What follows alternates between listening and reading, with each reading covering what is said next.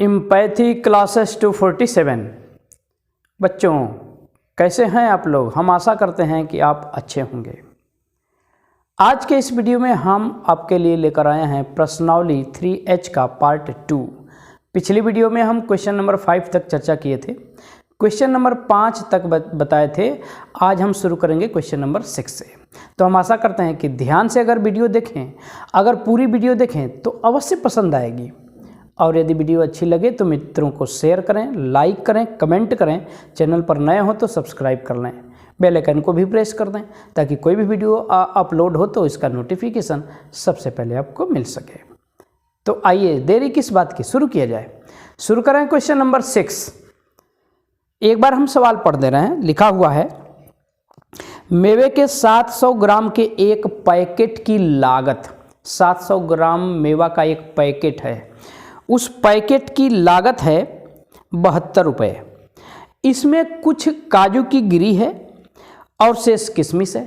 Packet में कुछ काजू की गिरी है और शेष किशमिश है, यानी दो चीज़ें हैं पैकेट में, काजू की गिरी और किशमिश। दोनों मिला करके 700 ग्राम का पैकेट बना हुआ है, 72 रुपये का मिल रहा है।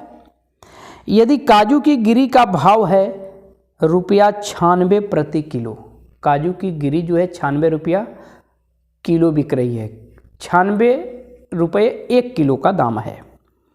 और किशमिश का भाव है ₹112 प्रति किग्रा। तो ज्ञात करो उस पैकेट में दोनों मेवों की तौल अलग अलग कितनी है। यानी उस पैकेट में बताना है हमें कि काजू की गिरी कितनी है और किशमिश कितनी है। ठीक है, काजू की गिरी और किशमिश की मात्रा बतानी है पैकेट में। तो हम मान ले रहे हैं कि पैकेट में काजू की गिरी की मात्रा x ग्राम तथा किशमिश की मात्रा y ग्राम है। आइए शुरू करते हैं। माना पैकेट में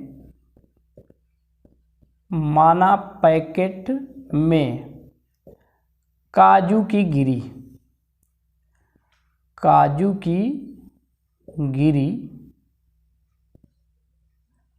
की गिरी x ग्राम मान लेंगे और किशमिश की मात्रा y ग्राम।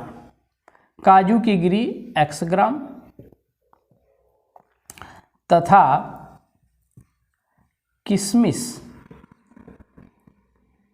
किशमिश कितनी है, y ग्राम। किशमिश y ग्राम है। अब देखिए प्रश्न के शुरू में ही कहा है कि वो पैकेट जो है कितने ग्राम का है, 700 ग्राम का है। मतलब काजू की गिरी अब प्लस किशमिश की मात्रा मिला करके 700 ग्राम। तो प्रथम शर्तानुसार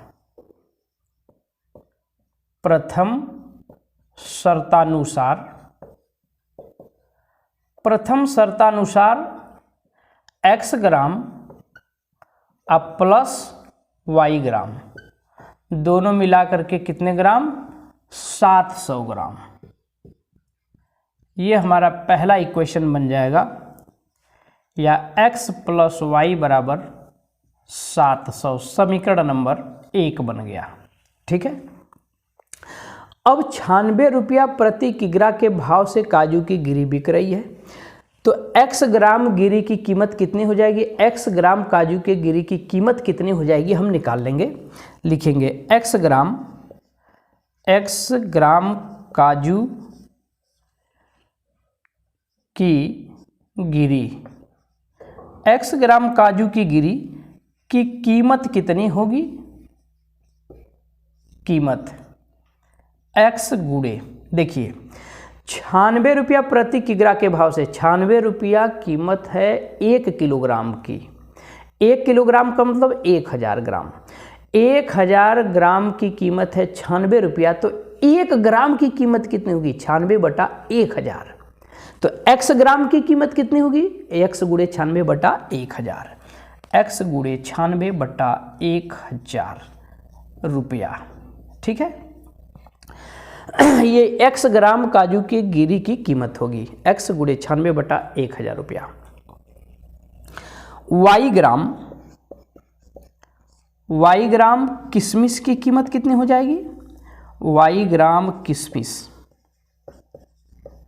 y ग्राम किशमिश की कीमत।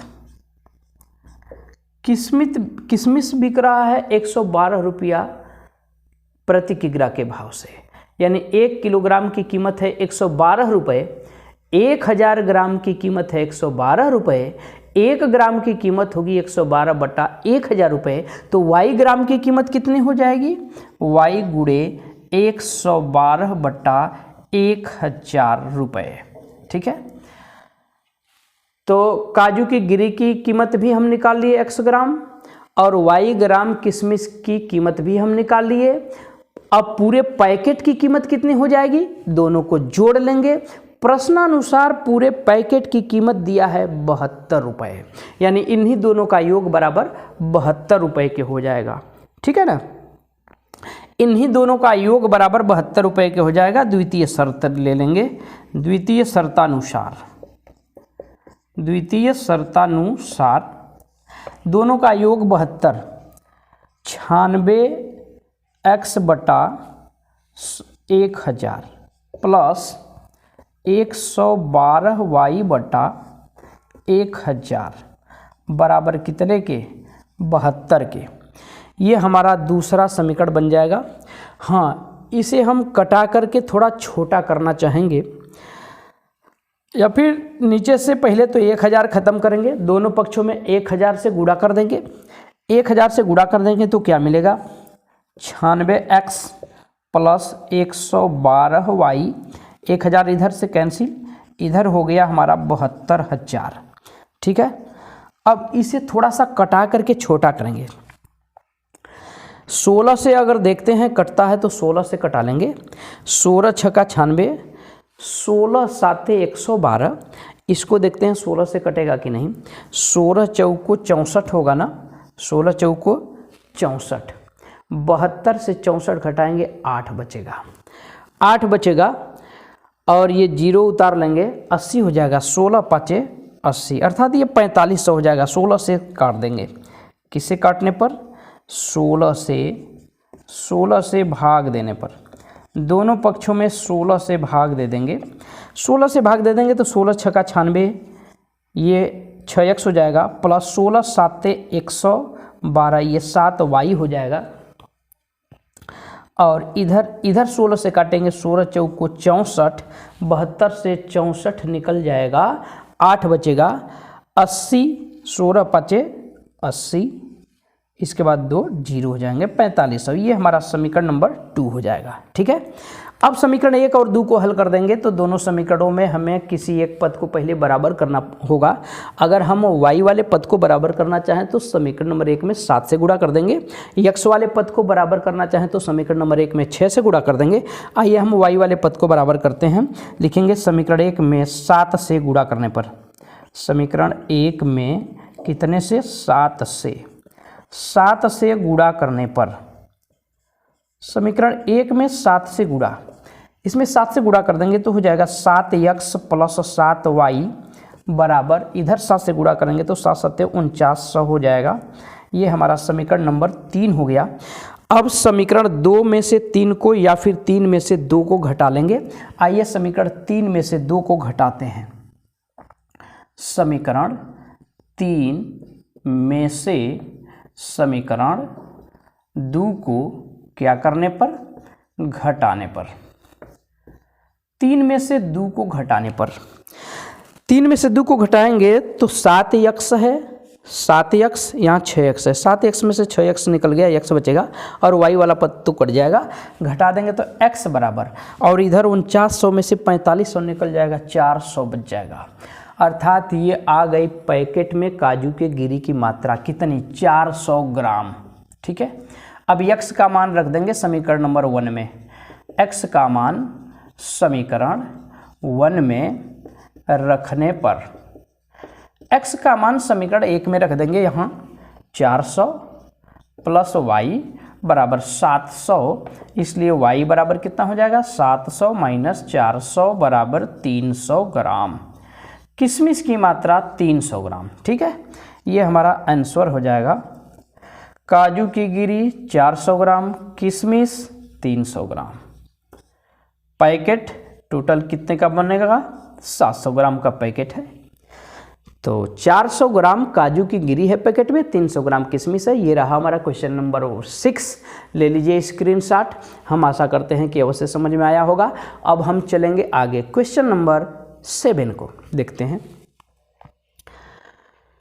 आइए शुरू करते हैं। क्वेश्चन नंबर 7, इसको मिटा दे रहे हैं। क्वेश्चन नंबर 7, क्वेश्चन नंबर 7 क्या है देखा जाए। क्वेश्चन नंबर 7, क्वेश्चन नंबर 7 लिखा हुआ है, किराए पर पुस्तकें देने वाले किसी पुस्तकालय का प्रथम 3 दिनों का एक नियत किराया है। पहले 3 दिन का किराया फिक्स है, ठीक है, 3 दिन का किराया फिक्स है, नियत किराया है, तथा उसके बाद प्रत्येक अतिरिक्त दिन का अलग किराया है। 3 दिन के बाद अब जितने दिन भी आप पुस्तक रखेंगे उसका हर दिन का अलग से किराया आपको देना होगा। सरिता ने 7 दिनों तक एक पुस्तक रखने के लिए, सरिता 7 दिन तक एक पुस्तक रखी थी और उसके लिए उसने कितना अदा किया? 27 रुपये।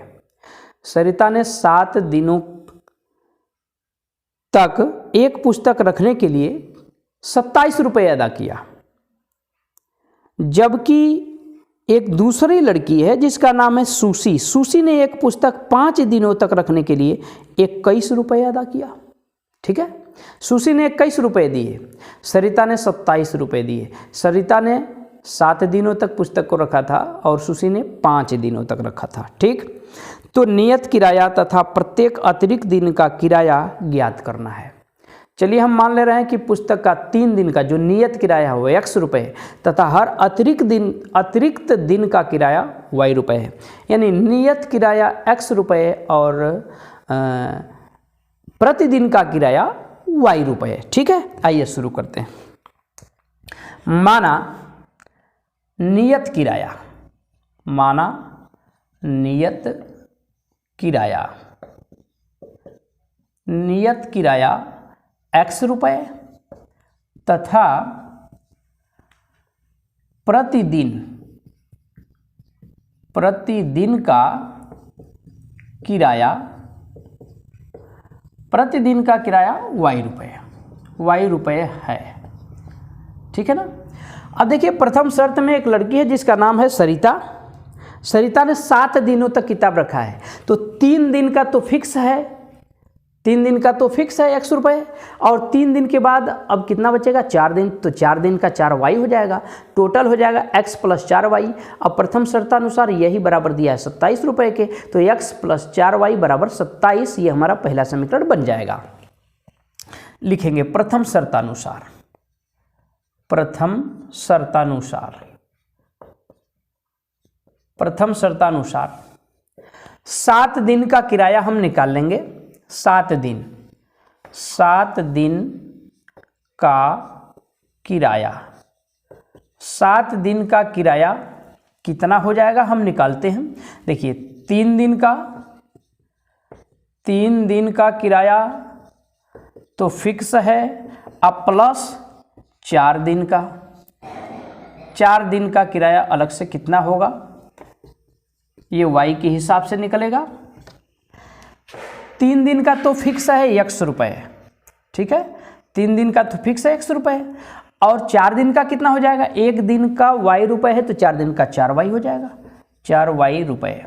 ठीक है, टोटल हो गया X + 4Y रुपये। ठीक है, अब इसी को कितने रुपए के बराबर दिया है? 27 रुपये के। 7 दिन का किराया सरिता ने दिया है 27 रुपये, तो इसलिए X + 4Y बराबर कर देंगे 27 के। समीकरण नंबर ये हमारा 1 बन गया। ठीक है, इसी प्रकार दूसरी शर्त में एक दूसरी लड़की है जिसका नाम है सुशी। तो सुशी ने 5 दिन का किराया दिया है 21 रुपये। कितना दिया है? 21 रुपये। तो 5 दिन का किराया निकाल ले रहे हैं हम। 5 दिन का किराया, 5 दिन का किराया कितना हो जाएगा? 3 दिन का, इसमें 3 दिन का तो X रुपये हो गया, अब बचा 2 दिन, तो 2 दिन का हो जाएगा 2y रुपये, तो x प्लस 2y रुपये हो जाएगा। द्वितीय शर्त में यही बराबर दिया है 21 रुपये के। द्वितीय शर्तानुसार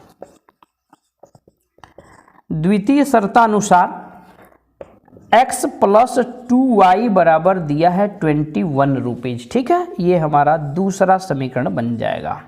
अब समीकरण 1 और 2 को हल कर देंगे। दोनों ही समीकरणों में हम देख रहे हैं x वाला पद बराबर है, बराबर पदों का चिन्ह समान है, तो किसी एक में से दूसरे को घटा देंगे। आइए समीकरण 1 में से 2 को घटाते हैं। समीकरण 1 में से समीकरण 2 को घटाने पर, 1 में से 2 को घटाने पर, 1 में से 2 को घटा देंगे, x वाला पद कट जाएगा, 4y में से 2y निकल गया, 2y बचेगा, 2y। ठीक है, 27 में से 21 निकल गया, 6 बचेगा, 27 में से 21 निकल गया, 6 बचेगा, इसलिए y बराबर कितना हो जाएगा, 6/2 यानी 3 रुपया। तो प्रतिदिन का किराया कितना है, 3 रुपया। अब फिक्स किराया कितना होगा, y का मान रख देंगे किसी समीकरण में, y का मान समीकरण 1 में, y का मान समीकरण 1 में रखने पर, y का मान समीकरण 1 में रख देंगे। यहाँ पे y का मान x प्लस 4 गुणित 3 बराबर 27, या x प्लस 12 हो गया बराबर 27, इसलिए x बराबर कितना हो जाएगा, 27 माइनस 12 बराबर 15 रुपये। तो 3 दिन का फिक्स किराया है 15 रुपये, और 3 दिन के बाद प्रतिदिन का किराया है 3 रुपये। ठीक है, तो ये हमारा आंसर हो जाएगा 15 रुपये और 3 रुपये। ठीक, तो ये रहा बच्चों क्वेश्चन नंबर 7। हम आशा करते हैं कि अवश्य समझ में आया होगा। ले लीजिए स्क्रीनशॉट। अब हम चलेंगे आगे क्वेश्चन नंबर 8 की तरफ। अब क्वेश्चन नंबर 8 को देखा जाएगा। ले लिए होंगे स्क्रीनशॉट। आइए क्वेश्चन नंबर 8, क्वेश्चन नंबर 8 को देखते हैं।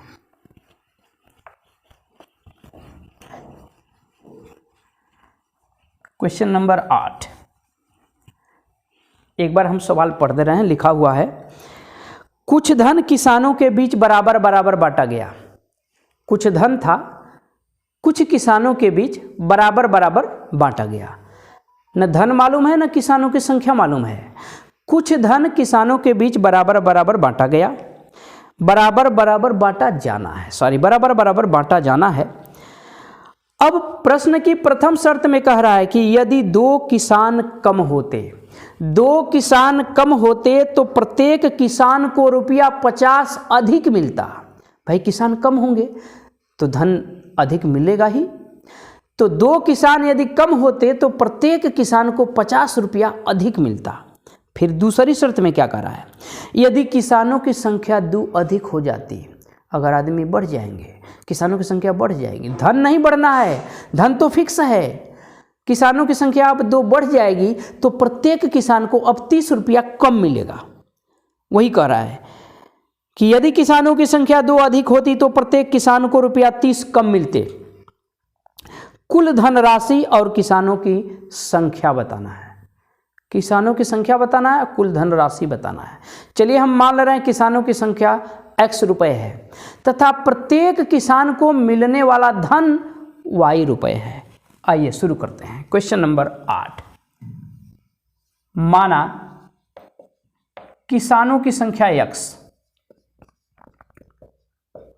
माना किसानों की संख्या x तथा प्रत्येक किसान को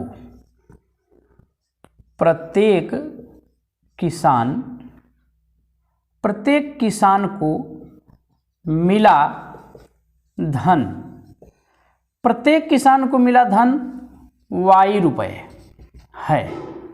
ठीक है, हम मान ले रहे हैं कि किसानों की संख्या x है, किसानों की संख्या x है तथा प्रत्येक किसान को मिलने वाली धनराशि y रुपये है। तो बताइए कुल धनराशि कितनी थी, कुल धन कितना होगा, इसलिए कुल धनराशि धनराशि कितनी थी, धन कितना था, एक किसान को y रुपये दिया गया है, किसानों की संख्या x है, बराबर बराबर दिया गया है सबको y रुपये। तो कुल धनराशि कितनी हो जाएगी, x गुणे y रुपये। कुल धनराशि हो जाएगी x गुणे y रुपये, xy रुपये। ठीक है, कुल धनराशि xy रुपये हो गई। अब प्रश्न की प्रथम शर्त में देखिए, प्रथम शर्तानुसार, अब प्रथम शर्त में कह रहा है कि यदि किसानों की संख्या 2 कम होती, किसानों की संख्या 2 कम होती, किसानों की संख्या 2 कम कर देंगे तो कितने किसान हो जाएंगे। प्रथम शर्तानुसार किसानों की संख्या x है शुरू में, और 2 कम करना है तो x माइनस 2। कल्पना की जा रही है कि यदि किसानों की संख्या 2 कम होती, तो जब 2 किसान कम हो जाएंगे तो प्रत्येक किसान को अब यानी शेष किसानों को मिलने वाली धनराशि बढ़ जाएगी ना। तो वही कह रहा है कि 50 रुपये अब ज़्यादा मिल रहा है, किसान 2 कम हो गए तो अब प्रत्येक किसान को y के स्थान पर y प्लस 50 रुपये मिल रहे हैं। इसलिए प्रत्येक किसान को मिला धन, प्रत्येक किसान को मिला धन, प्रत्येक किसान को अब कितना मिल रहा है, y प्लस 50 रुपये मिल रहे हैं। तो यहाँ से भी हम तो कुल धनराशि निकाल सकते हैं, इसलिए कुल धनराशि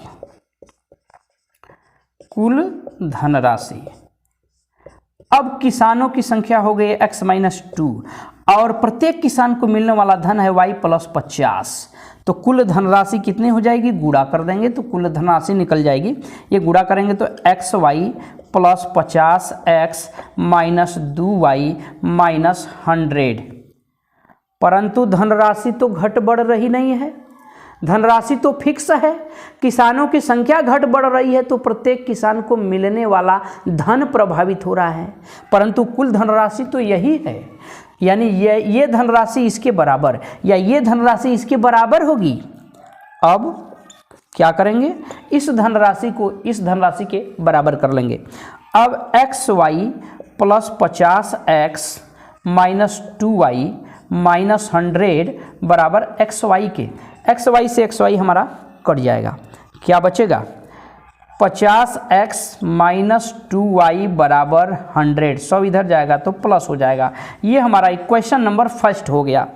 ठीक है, अब आइए द्वितीय शर्तानुसार प्रश्न की दूसरी शर्त।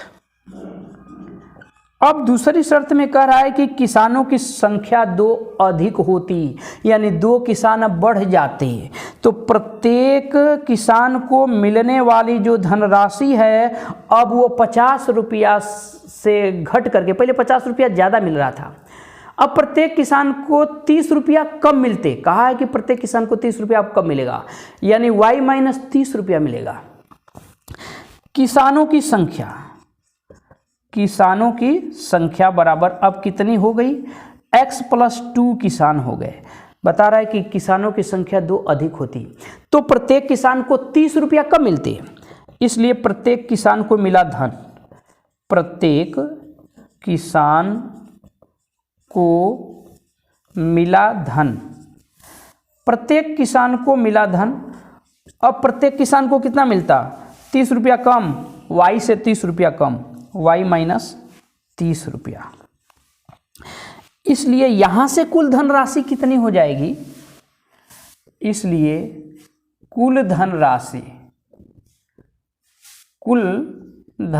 कितनी हो जाएगी, कुल धनराशि x plus 2 into y minus 30, x plus 2 में y माइनस 30 से गुणा कर देंगे। ये कितना आ जाएगा, xy x का y में करेंगे, xy 30 में करेंगे तो minus 30x plus 2y minus 60।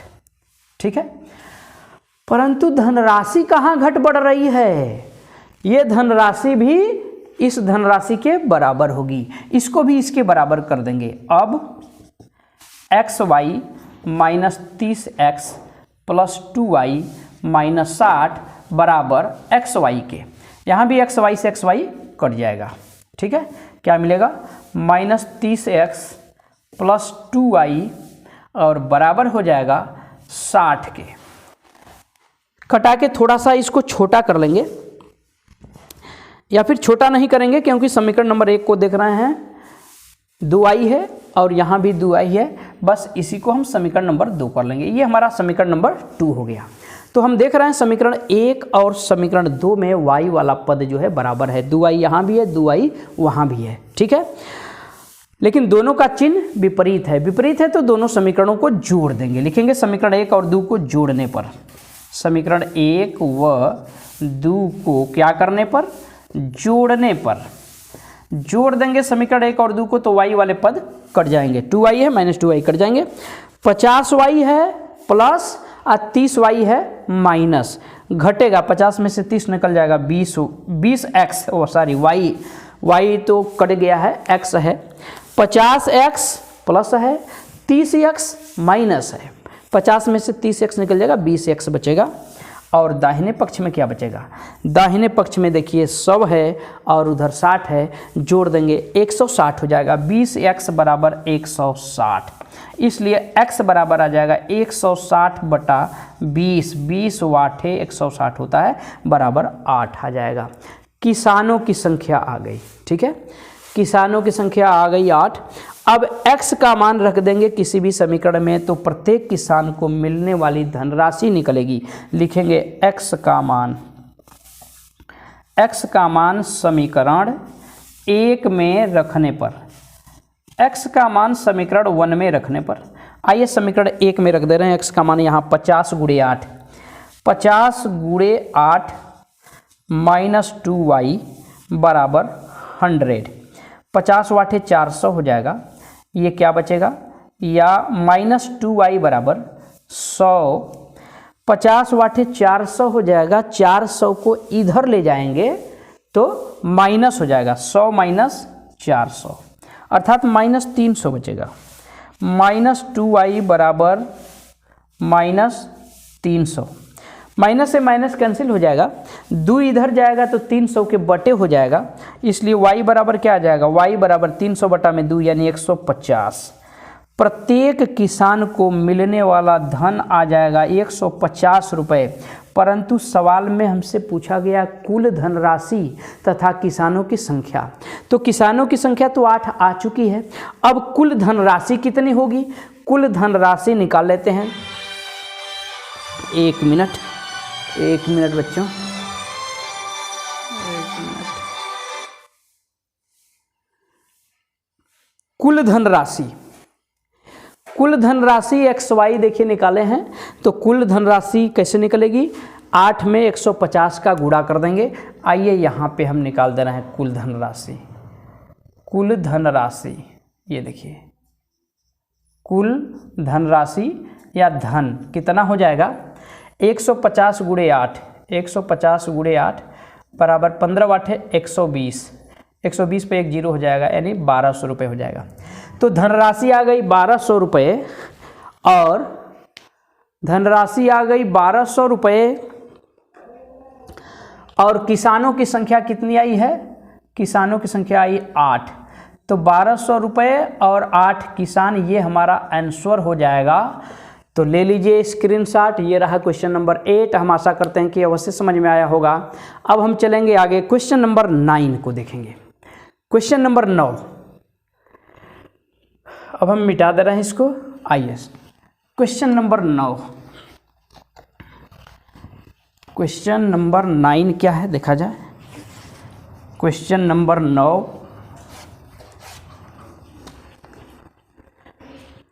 Question number 9, आइए शुरू करते हैं। क्वेश्चन नंबर 9 लिखा हुआ है, एक व्यक्ति ने कुल रुपया 75,000 की पूंजी लगाई। 75,000 की पूंजी लगाया उसने। इसका एक भाग 12% वार्षिक ब्याज की दर पर और शेष भाग 10% वार्षिक ब्याज की दर पर लगाया।